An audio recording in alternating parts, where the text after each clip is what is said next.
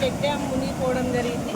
So జిల్లా collector గారి ఆదేశాల మేరకు ముందస్తుగా మేము మా గ్రామ పంచాయతీ ద్వారా పంచాయతీ కార్యదర్శి అట్లాగే గ్రామ పంచాయతీ సిబ్బంది గ్రామ పంచాయతీ డాక్టర్ని పెట్టేసి వారికర్స్ పెట్టేసి ప్రజలను ఎవరిని కూడా ఈ వరదలోకి రాకుండా చూస్తున్నాం. ప్రతి ఇక్కడే ఉంటున్నారు, సహాయక చర్యలు చేపడతా ఉన్నారు, ఎవరికి ఇబ్బంది కాకుండా.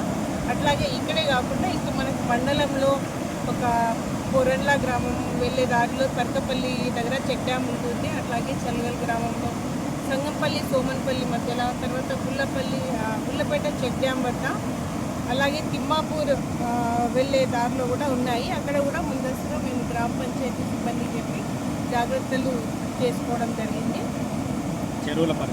చెరువుల పరిస్థితి మనకి చెల్గల్ తర్వాత కండ్లపల్లి చెరువులు కొంత ఓవర్ఫ్లో అయితే కనుక కిందికి మనకు లో లెవెలింగ్ చెక్ డ్యామ్స్ ఉంటాయి. అక్కడ కూడా ముందస్తు జాగ్రత్తలు తీసుకున్నాము. ఇప్పటివరకు అయితే అక్కడ ఇబ్బంది ఏమీ లేదు.